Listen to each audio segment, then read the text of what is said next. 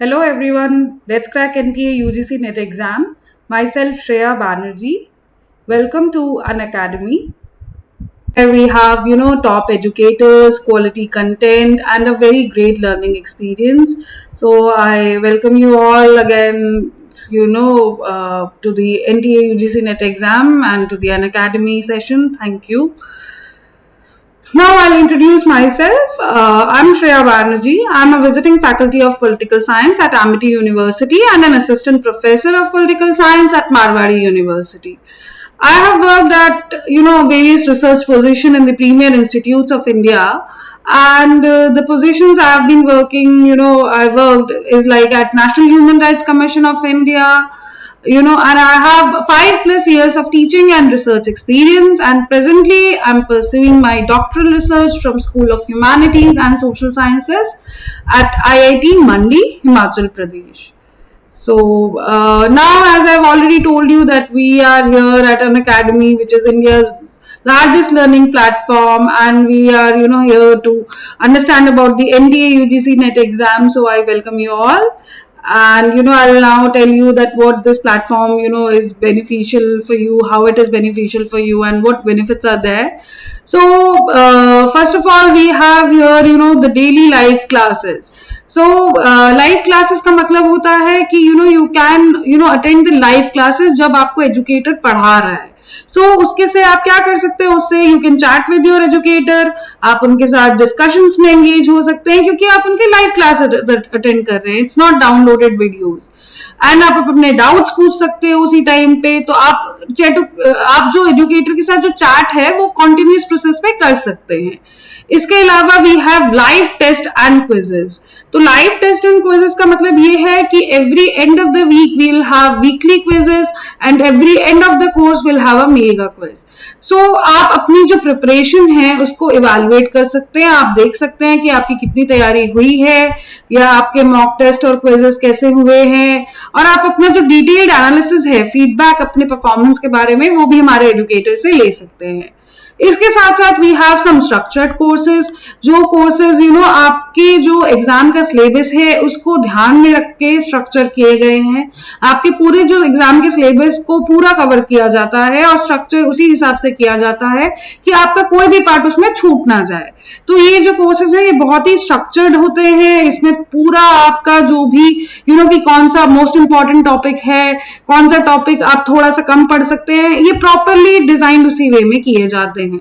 इसके अलावा इसके साथ साथ आपको अनलिमिटेड एक्सेस मिलता है, जिसमें कि आप वन सब्सक्रिप्शन के साथ आपको all live classes of different educators और उनका जो मटेरियल है, आप अपने जो डाउट्स है उनके साथ सब क्लैरिफाई कर सकते हैं बाय हैविंग वन सब्सक्रिप्शन. आपको ये सारा मिलेगा, अल्टीमेट बेनिफिट मिलेगा अनलिमिटेड एक्सेस का. सो इसके साथ साथ ये जो हमारे कुछ एजुकेटर्स हैं, ये अभी हमारे टॉप एजुकेटर्स हैं हमारे प्लेटफॉर्म में, जैसे कि आप देख रहे हैं. And they are all expert in their fields, अपनी कैटेगरी में, अपने सब्जेक्ट में, सब यहाँ पे एक्सपर्ट हैं. So these are some of the top educators for you. And apart from these, we have some upcoming courses on our platform. हर कुछ दिनों में, कुछ इंटरवल में हमारे यहाँ नए कोर्सेज आते रहते हैं, जैसे कि आप देख सकते हैं. तो आप ये कोर्सेज को भी एक्सेस कर सकते हैं if you are subscribed to our platform. And then we have courses for different subjects, as many as subjects. You can see political science, you can see psychology, you can see law. So we have different subjects and we have n number of courses in them. So if you subscribe to our platform, you will have access to all these. You can access everything, every live lectures, every you can download them and you can watch it at your convenience. आप ये सारा enjoy कर पाएंगे subscription के साथ. So now I would like to tell you कि आप कैसे सब्सक्राइब कर सकते हैं अनअकैडमी के प्लेटफॉर्म पे. तो ये मैं अब आपको बताऊंगी. सबसे जो बेनिफिशियल होता है जो अगर आप 1 साल का which is of 12 month subscription अगर आप लेंगे, क्योंकि जैसे कि नेट का एग्जाम साल में 2 बार होता है। And any exam if you want to crack, any competitive exam if you want to crack, आपको प्रिपरेशन चाहिए होती है। तो अगर आप प्रिपरेशन को एक अच्छी प्रिपरेशन, लंबी प्रिपरेशन करेंगे तो उसके लिए मिनिमम 1 मंथ का अगर आप सब्सक्रिप्शन लेंगे तो आपका जो अमाउंट होगा वो होगा 10,500 का, which is a very nominal amount. क्योंकि जैसा कि आप देख रहे हैं कि डिफरेंट जगह से हमारे यहाँ स्टूडेंट्स सब्सक्राइब करते हैं from every corner of our country. तो एक नॉमिनल रेट पे आपको 1 साल का सब्सक्रिप्शन मिलता है जिसमें कि आपको अनलिमिटेड एक्सेस मिलेगा, आप लाइव क्लासेस कर सकते हैं, आप लाइव टेस्ट दे सकते हैं। और इस अमाउंट पे भी अगर आप मेरा कोड यूज करेंगे जो कि है SBNET, तो उस पे आपको 10% का ऑफ मिलेगा और आपका ये जो अमाउंट है वो अमाउंट आपको पे करना पड़ेगा जो कि है 9,450। तो अब आप 10,500 की जगह अगर आप मेरा ये कोड यूज करेंगे तो आपको सिर्फ इतना ही अमाउंट पे करना पड़ेगा 1 साल के सब्सक्रिप्शन के लिए। और मैं आपको हमेशा सजेस्ट करूंगी कि आप एक साल का सब्सक्रिप्शन तो मिनिमम ले, क्योंकि आप तैयारी करेंगे तो आपको थ्रू आउट द ईयर जो नई चीजें, जो नई डेवलपमेंट्स है वो पता चलेंगी और वो आपको समझ आएंगी। और अगर आप चाहे तो आप ये भी कर सकते हैं कि आप 2 साल का सब्सक्रिप्शन भी ले सकते हैं, क्योंकि जितना लॉन्गर सब्सक्रिप्शन होगा उतनी आपकी तैयारी और अच्छी हो जाएगी। और उसके लिए आपको अमाउंट पे करना पड़ेगा जो कि है 12,600। तो जैसा कि आप देख रहे हैं कि अगर आप 1 साल का सब्सक्रिप्शन लेंगे तो आपको इतना अमाउंट पे करना है। तो जो ये 2 साल का सब्सक्रिप्शन है वो आपको मिलेगा 1 साल के बाद। 1 साल का जो अमाउंट है इस पे अगर सिर्फ आप 1 महीने का और अमाउंट पे करेंगे तो आपको मिलेगा यहाँ पे 2 साल का सब्सक्रिप्शन। तो जिसका मतलब ये है कि इस अमाउंट में अगर हम सिर्फ 1 मंथ का जो भी फीस है वो ऐड कर दे तो आपको 2 साल का सब्सक्रिप्शन मिल सकता है। और ये 2 साल का सब्सक्रिप्शन सिर्फ आपको 1 साल और 1 महीने के कॉस्ट पे मिल रहा है। और फर्दर इस पे एक और बेनिफिट ये है कि अगर आप अगेन मेरा कोड यूज करेंगे जो कि है SBNET, तो आपको फिर इस अमाउंट पे, ये जो टोटल अमाउंट है इस पे 10% डिस्काउंट मिलेगा। दैट इज इतना आपको जो अमाउंट है ये अमाउंट आपको सिर्फ पे करना पड़ेगा 2 साल के सब्सक्रिप्शन के लिए अगर आप मेरा कोड यूज करते हैं। और ये जो बेनिफिट आपको मिलने वाला है कि आपको 1 महीने की कॉस्ट में 1 साल का सब्सक्रिप्शन और मिल रहा है, ये बेनिफिट आपको और कहीं नहीं मिलेगा। और इस बेनिफिट के अलावा जैसे कि हम दूसरी जगह पे जाते हैं, दूसरी क्लासेस में जाते हैं, तो आप सिर्फ एक जगह का फीस पे करके एक ही पर्टिकुलर टीचर और एजुकेटर का क्लास अटेंड कर सकते हैं। आप दूसरी क्लासेस में नहीं बैठ सकते। लेकिन हमारे प्लेटफॉर्म में ऐसा नहीं है। अगर मान लीजिए आपने मेरा कोर्स ज्वाइन किया, उसके साथ साथ आप जो डिफरेंट एजुकेटर्स की लाइव क्लासेस है या उनका जो मटेरियल है या उनसे जो डाउट सेशंस है, आप वो सब भी कर सकते हैं। ऐसा नहीं है कि खाली आप मेरा ही क्लास करेंगे। तो एक पर्टिकुलर कोर्स का फीस पे करके आप लोग डिफरेंट एजुकेटर से टच में आ सकते हैं, उनसे नॉलेज गेन कर सकते हैं। सो अगर आप ये 2 साल का सब्सक्रिप्शन लेंगे तो ये जो सबसे बड़ा बेनिफिट है ये आपको मिलेगा कि आपको 1 महीने के कॉस्ट पे करके आपको पूरा 1 साल का सब्सक्रिप्शन और एक्स्ट्रा मिल रहा है। So I hope you remember this code. आप ये कोड यूज करिए और इस पे भी 10% का डिस्काउंट अप्लाई करके इस अमाउंट को पे करके 2 साल का सब्सक्रिप्शन लीजिए।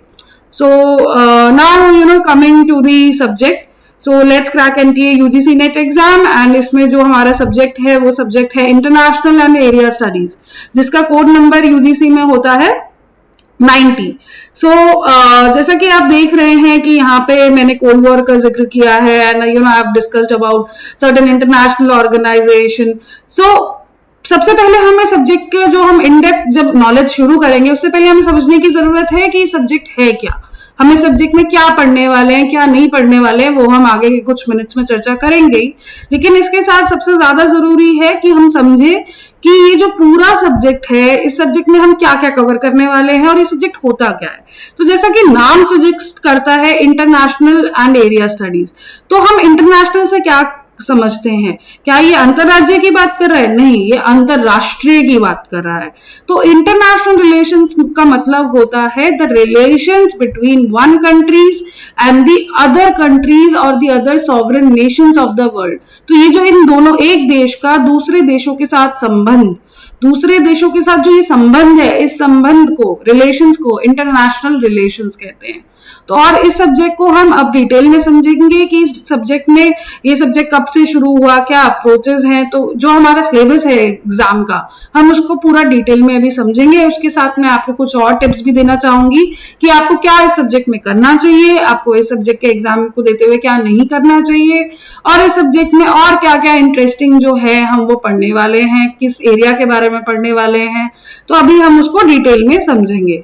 So now will be doing the in depth analysis of the syllabus, जिसमें कि इस सब्जेक्ट में जैसे कि पूरी 10 यूनिट है, तो हम यूनिट 1 से स्टार्ट करते हैं कि इस यूनिट 1 में क्या आने वाला है और इस यूनिट 1 में हम क्या पढ़ने वाले हैं। इसके साथ साथ जैसे मैंने आपको बताया कि मैं आपको कुछ इसके साथ साथ डूज बताऊंगी कि आपको क्या करना चाहिए, और डोंट्स बताऊंगी कि आपको क्या नहीं करना चाहिए इस एग्जाम को अटेम्प्ट करते वक्त। तो please pay attention to it, आप इसकी बातों का ध्यान रखिएगा जब भी ये एग्जाम आप फ्यूचर में दे। आई होप आपको सब कुछ समझ आ रहा होगा, और आपकी कुछ भी अगर फर्दर क्वेरीज हैं तो please comment and I will resolve your all queries. तो जैसा कि पहला यूनिट है वो है इंटरनेशनल एंड एरिया स्टडीज। तो इसमें हम पढ़ने वाले हैं कंसेप्ट्स की क्या कंसेप्ट्स हैं, हम थ्योरीज पढ़ने वाले हैं कि इंटरनेशनल रिलेशन के लिए थ्योरीज क्या है, उसके साथ साथ हम अप्रोचेस पढ़ने वाले हैं इस सब्जेक्ट की।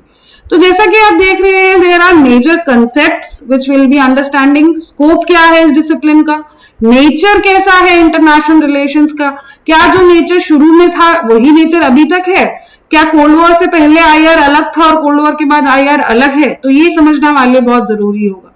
तो उसी को कहते हैं कि नेचर कैसा है और ये चेंजिंग है कि कांस्टेंट है। इसके साथ जो थ्योरीज, जो मेजर इंपॉर्टेंट थ्योरीज हैं वो है रियलिस्ट, वो है लिबरल, वो है मार्क्सिस्ट, वो है क्रिटिकल थ्योरीज ऑफ आईआर। सो हम इन सारी थ्योरीज को डिटेल में पढ़ेंगे कि ये थ्योरीज हमें क्या बता रही है, या ये थ्योरीज हमें किस बारे में चर्चा करना चाह रही है, या ये किस डायरेक्शन में आईआर को लेके जाती है। इसके साथ साथ जो हम अप्रोचेस पढ़ेंगे, क्योंकि आप किसी भी अप्रोच को समझना किसी भी सब्जेक्ट के लिए बहुत जरूरी है, और डिफरेंट सब्जेक्ट्स में और मतलब डिफरेंट अप्रोचेस आपको मिलेंगी। जैसे कि यहाँ भी है वेस्टर्न और नॉन वेस्टर्न, तो वेस्टर्न अप्रोच टू आईआर क्या है और non western approach to IR क्या है, ये हम डिटेल में पढ़ेंगे। इसके साथ साथ हम कुछ कंसेप्ट्स जो पावर पॉलिटिक्स से रिलेटेड है, क्योंकि पावर ही सब कुछ होता है, the political units, the political motives, everything is move by power.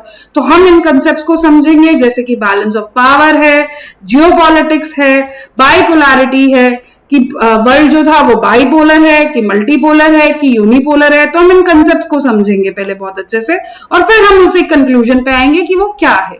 इसके साथ साथ हम कुछ स्टेट और नॉन स्टेट एक्टर्स के बारे में पढ़ेंगे कि जो स्टेट एक्टर्स हैं वो क्या रोल प्ले करते हैं आईआर में, और जो नॉन स्टेट एक्टर्स है वो रोल क्या प्ले करते हैं। अब नॉन स्टेट एक्टर्स कौन से हैं? स्टेट से तो हमें समझ आता है कि स्टेट मतलब स्टेट की बात कर रहे हैं हम, लेकिन जो नॉन स्टेट एक्टर है वो कौन से एक्टर हुए? आपके दिमाग में ये क्वेश्चन जरूर आ रहा होगा। तो नॉन स्टेट एक्टर में क्या हम international organization, international non governmental organization, INGOs को रख सकते हैं। तो ये चीजें आपको समझनी पड़ेंगी ज्यादा से ज्यादा। और अगर आपको कुछ भी डाउट हो तो आप प्लीज मेरे से ये पूछिए कमेंट करके इस वीडियो पे, मुझे बताते रहिए। इसके साथ साथ अभी हम आ जाते हैं यूनिट 2 पे। तो यूनिट 2 में क्या कह रहे हैं, और सबसे पहले हम यूनिट 2 को शुरू करने से पहले हम समझेंगे कि जो टिप है इसके लिए वो क्या है। इसमें बोला जा रहा है कि कंसेप्ट क्लैरिटी बहुत जरूरी है। तो आपको किसी भी कंसेप्ट को समझना, उसमें क्लियर होना बहुत जरूरी है, क्योंकि जब तक आप कंसेप्ट क्लियर नहीं कर पाएंगे आप जो क्वेश्चंस है वो समझ नहीं पाएंगे। क्योंकि जो ज्यादातर क्वेश्चंस होते हैं वो डायरेक्ट नहीं होते हैं, वो थोड़ा एनालिटिकल होते हैं, थोड़े से ट्रिकी होते हैं। तो उन क्वेश्चंस को समझने के लिए आपको कंसेप्ट में क्लैरिटी चाहिए। इसके अलावा जो सेकंड यूनिट है वो बात करता है evolution of international relations and area studies.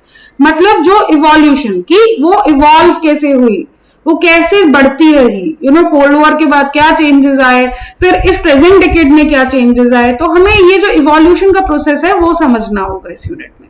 उसके लिए हम क्या समझेंगे कि नेशन स्टेट्स और नेशनलिज्म कैसे इमर्ज हुए। क्या ये ऐसे ही थे, नेशन स्टेट्स का जो कंसेप्ट था वो ऐसे ही था, या ये कुछ नया कंसेप्ट आया था? जो नेशनलिज्म है हम कैसे उसको डिफाइन करते हैं, उसके डिफरेंट मीनिंग्स क्या है। जैसा कि आजकल डिफरेंट काइंड ऑफ नेशनलिज्म की बात की जाती है, और नेशनलिज्म एक बहुत ही मतलब करंट टॉपिक है, हॉट टॉपिक है। तो वो आपको समझना पड़ेगा पहले कि वो टॉपिक क्या है, उसको लेके इतनी चर्चा क्यों हो रही है। जब भी हम किसी चीज की बात करते हैं तो हमारे बीच उसमें टॉपिक में नेशनलिज्म कहीं ना कहीं इमर्ज होता है। तो वो कैसे इमर्ज होता है, वो जो प्रोसेस है इमरजेंस का वो हम समझेंगे। इसके अलावा जो pre world war one international system था, वर्ल्ड वॉर वन से पहले जो इंटरनेशनल सिस्टम हमने शुरू किया था वो कैसा था, वो सिस्टम क्या ऐसे ही चलता रहा है या इस सिस्टम में कुछ चेंजेस आए हैं, तो ये भी हमारे लिए समझना बहुत जरूरी होगा। इसके अलावा हम इंटर वॉर पीरियड पढ़ेंगे, जो दोनों वर्ल्ड वॉर के बीच का पीरियड है। उन सालों में क्या हो रहा था वर्ल्ड में, ये हमें समझना पड़ेगा, ये हमें जानना पड़ेगा। इसके साथ साथ जो कोल्ड वॉर का पीरियड है, जो वर्ल्ड वॉर 2 के बाद जो पीरियड शुरू हुआ उसको हम कोल्ड वॉर कहते हैं, शीत युद्ध कहते हैं।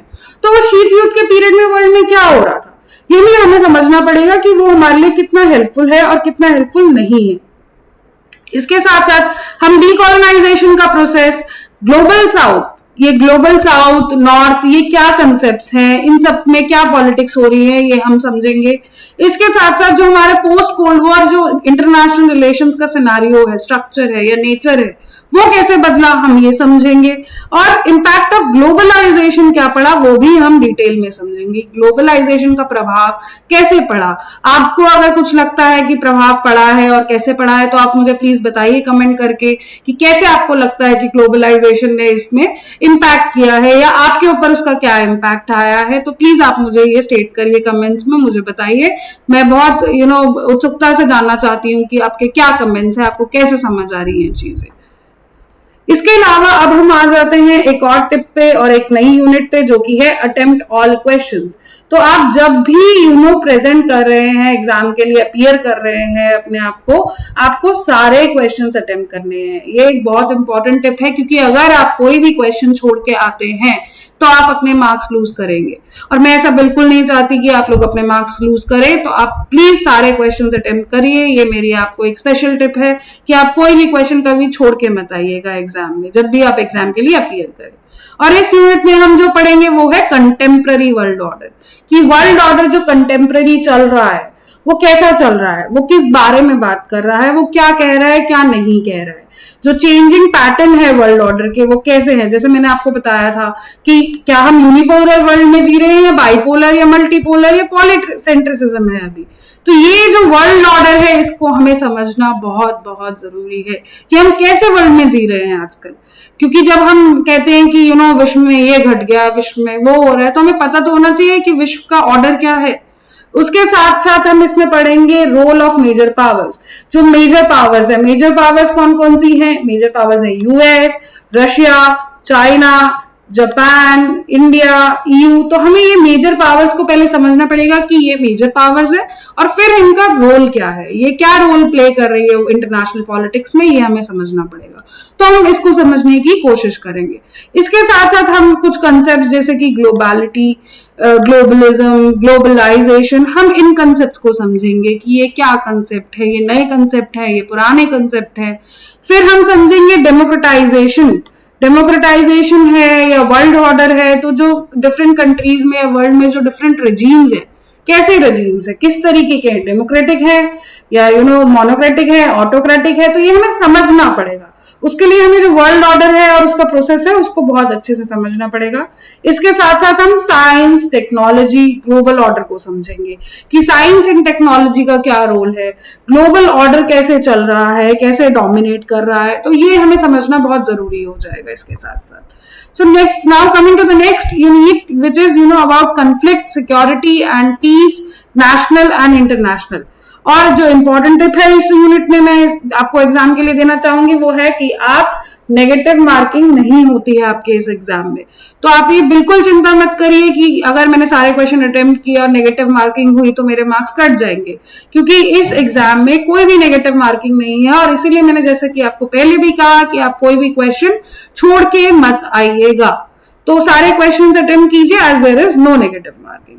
And now coming to the unit which is about concepts, components, national और इंटरनेशनल सिक्योरिटी के क्या है, ये हमें समझना पड़ेगा डिटेल में। क्योंकि जो आईआर की जो दो सब डिसिप्लिन है, जैसे कि इंटरनेशनल पॉलिटिकल इकोनॉमी और इंटरनेशनल पीस एंड सिक्योरिटी, तो ये जो पर्टिकुलर यूनिट है ये है about international peace and security, conflicts. तो हमें ये यहाँ पे समझना पड़ेगा कि इसके कंपोनेंट्स क्या है और कंसेप्ट्स क्या है। उसके अलावा जो स्ट्रैटेजिक थॉट है डिफरेंट थिंकर्स के, जैसे कि कौटिल्य के, मैकियावेली के, मैकाइंडर के, तो उनके थॉट्स क्या रहे हैं स्ट्रैटेजी को लेके और कैसे उन्होंने बताया है, किसिंजर के, who was also the father of diplomacy. So you must know this कि ये father of diplomacy भी इनको बोला जाता है. तो इनको ऐसे क्यों बोला जाता है? तो हमें ये जो उनके थॉट्स हैं उन पे हम थोड़ा सा लाइट डालेंगे.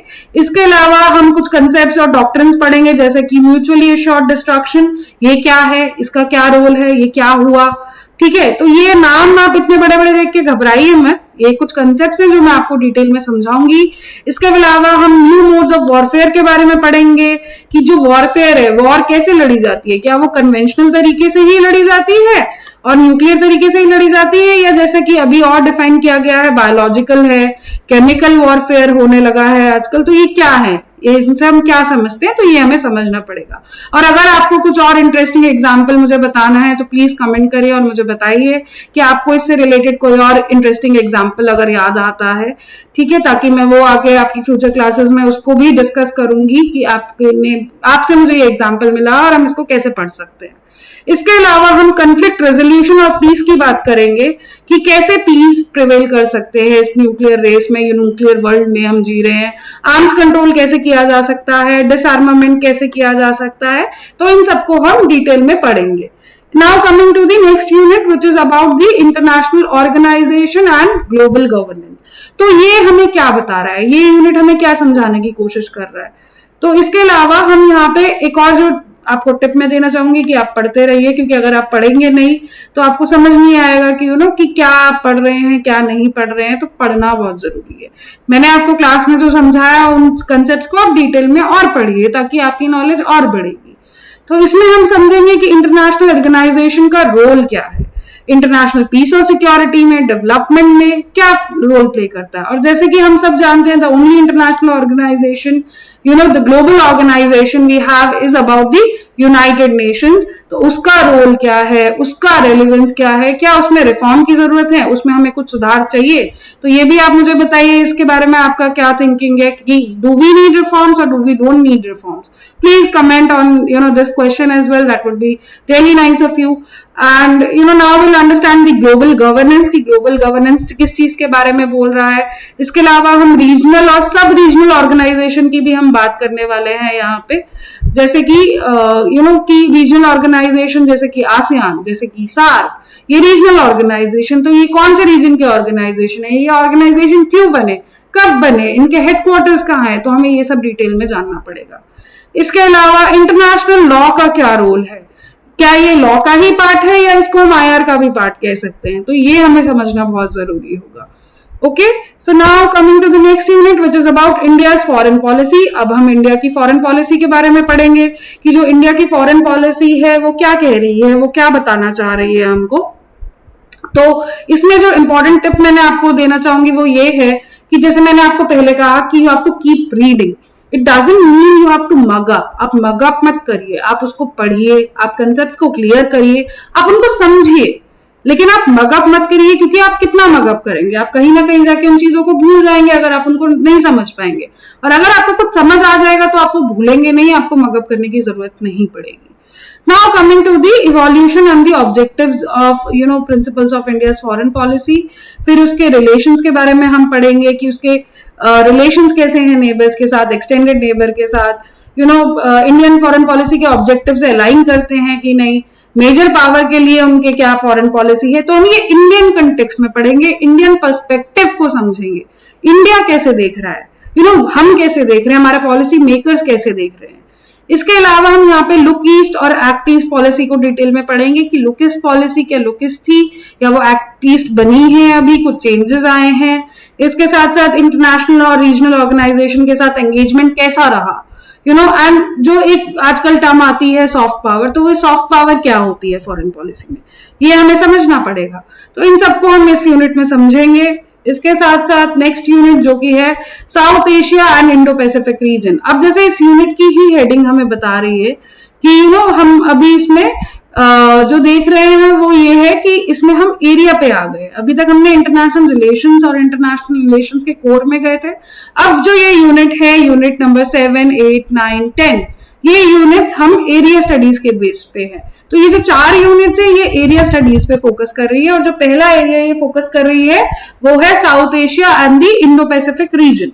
तो इसमें हमारे लिए क्या बात की गई है वो है जियो पॉलिटिकल और जियो स्ट्रैटेजिक सेटिंग पढ़ेंगे।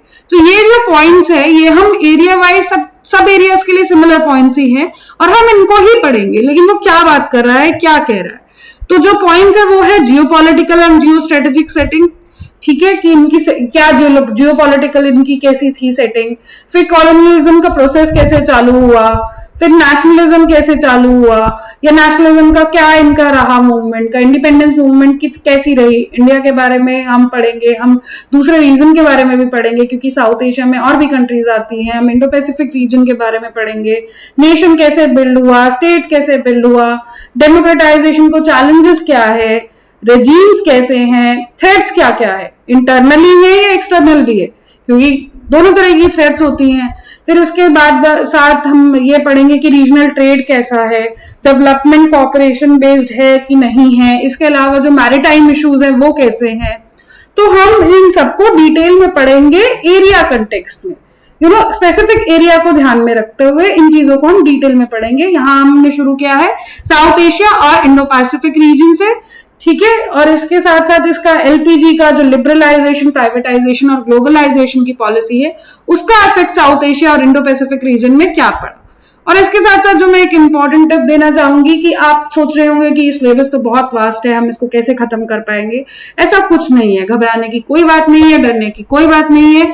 आप अपने पे बिलीव करिए, be confident, believe in yourself. आप पढ़ते रहेंगे और मैं आपकी मदद करती रहूंगी और हम साथ में मिलकर इस एग्जाम को अच्छे से क्रैक कर सकते हैं। तो आपको कोई चिंता या कोई दिक्कत की बात नहीं होनी चाहिए। I am always there to help you. आपको जो भी डाउट्स आप मुझसे पूछते रहिए, मैं आपको बताने के लिए ऑलवेज तैयार हूं, ठीक है। तो नेक्स्ट यूनिट जैसे मैंने आपको बताया कि हम यही पॉइंट्स को ध्यान में रखते हुए अब हम स्पेसिफिकली आ जाते हैं सेंट्रल एशिया, वेस्ट एशिया और अफ्रीका के बारे में। यहाँ पे भी हम सेम पॉइंट्स को ही डिस्कस करने वाले हैं कि जियोपॉलिटिकल और जियो स्ट्रेटेजिक सेटिंग कैसी थी, कौन से रीजन्स की, सेंट्रल एशिया की, वेस्ट एशिया की, अफ्रीका की, ठीक है, प्लस नेशन बिल्डिंग कैसे हुआ, स्टेट बिल्डिंग क्या हुआ, थ्रेट्स कैसी हैं, रीजनल कन्फ्लिक्ट्स कैसे हैं, इम्पैक्ट ऑफ ग्लोबलाइजेशन क्या है इस पे, ठीक है, कोऑपरेशन कैसा चल रहा है।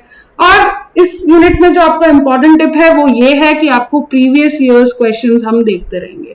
तो हम जब भी अपने जो भी वीकली क्विजेस होंगे या जो मेगा क्विज होगा उसमें हम प्रीवियस ईयर के क्वेश्चंस का एनालिसिस करेंगे और हम डिफरेंट तरीके से भी कुछ सेशन कर लेंगे जिसमें हम प्रीवियस ईयर के क्वेश्चन का एनालिसिस करें कि कौन से ईयर में कौन से एरिया पे ज्यादा फोकस रहा।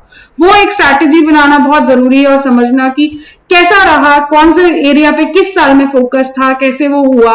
तो वो हमें समझना बहुत जरूरी है और वो हम तब कर सकते हैं जब हम प्रीवियस ईयर क्वेश्चंस को ध्यान में रख के समझे, ठीक है। तो ये हम प्रीवियस ईयर क्वेश्चन एनालिसिस जरूर करेंगे। This is very very very important. Okay, now coming to the next unit is about Europe and the erstwhile Soviet Union, जो कि अब रशिया हो चुका है after the disintegration in 1991। So इसमें भी हम ये जो जियोपॉलिटिकल स्ट्रैटेजिक सेटिंग है, रोल ऑफ यूएस क्या है यूरोप में, ये इंपॉर्टेंट है। तो ये जो हम चीजें हैं, जो अलायंसेस बने अक्रॉस यूरोप और जो अकॉर्ड्स बने यूरोप में, नारसा, वार्सो पैक्ट, हेलसिंकी अकॉर्ड, तो these all will discuss in the details that industrial revolution में क्या इसका रहा, कैसे रहा, तो ये हम पढ़ेंगे। इसके साथ साथ जो माइग्रेशन और रेफ्यूजीज का प्रॉब्लम है कि नहीं, ये will focus on all this units. And the most important part is, we'll keep practicing. As I told you that we'll be doing analysis of the previous year's question, but then we have to practice as well. We'll keep practicing along, we'll keep trying along, that what it is not. So we'll keep doing that. Okay, and the last unit is about the Americas. कि America's में भी हम same component ही पढ़ेंगे कि geopolitical और जियो strategic setting कैसी थी, colonialism, nationalism, independent movements कैसे रहे, नेशन बिल्डिंग कैसी थी इनकी, अमेरिकाज था या वो भी पहले कॉलोनी था, उसको इंडिपेंडेंस मिली। तो हम ये इंडिपेंडेंस मूवमेंट को डिटेल में पढ़ेंगे। हम जो ग्लोबलाइजेशन और इसका इम्पैक्ट है यूएस में कैसे है, कितना मेजर इम्पैक्ट है वो हमें समझना है, ट्रेड कैसा है, डेवलपमेंट कैसा है। सो we'll understand all these in details and this is the very last unit, Americas. तो जैसा कि देखा हमने एरिया स्टडी शुरू किया है साउथ एशिया से and will be ending it on the America. So will read all these in details in the future classes, in the future sessions. So आप समझोगे, आपको जो डाउट्स आप मुझसे पूछोगे, I expect this. And then the last and the very important tip is that we'll keep revising. हम जो भी पढ़ेंगे हम उसको रिवाइज करते रहेंगे ताकि हम उसको भूले नहीं, क्योंकि आपने एक बार एक चीज पढ़ी और फिर आप उसको भूल गए तो फिर उस चीज को पढ़ने का कोई मतलब नहीं बनेगा. तो will keep revising, will keep in mind that हमें रिवाइज करना है, हमें समझते रहना है चीजों को बहुत अच्छे से. तो ये था जो कि NTA UGC नेट एग्जाम का इंटरनेशनल रिलेशंस का सिलेबस था. अब मैं आपको यहाँ पे ये सेशन खत्म करूंगी और आपको एक्सपेक्ट करती हूँ कि मैं आपको फ्यूचर क्लासेस में मिलने वाली हूँ. तो प्लीज आपके जो भी कमेंट्स है आप मुझे बताइए, आपसे मैंने जो भी सवाल पूछे उसके मुझे आंसर दीजिए. अगर आपको ये सेशन पसंद आया so please like the session, subscribe, always subscribe to my channel and then share it with your friends, जो तैयारी कर रहे हैं ताकि उनकी भी हेल्प हो सके. And don't forget to use my code which is SBNET, ताकि जो आपका बेनिफिट है 10% का डिस्काउंट का आपको वो मिले, क्योंकि वो आपको अगर मिलेगा तो मुझे भी बहुत अच्छा लगेगा कि you have subscribe to my channels and then आप 1 साल का सब्सक्रिप्शन ले रहे हैं तो भी आपको कुछ अमाउंट कम हो रहा है. 2 साल का ले रहे हैं तो मैंने आपको पहले ही बेनिफिट बताया कि उसका क्या बेनिफिट है. And always hit this bell icon for the updates, notification की क्या नेक्स्ट क्लास कब है कब नहीं है. तो आपको ये जो सारा है ये आप अगर नोटिफिकेशन चेक करते रहेंगे आफ्टर दी सब्सक्रिप्शन आपको मिलेगा. So please like, comment and subscribe for the session and let me know कि आपको कैसा लगा, and please enjoy reading and take care everyone. So thank you so much, and I hope to see you all to my sessions very soon, and we'll enjoy and we'll discuss about the subject because it is a very interesting subject. So thank you again.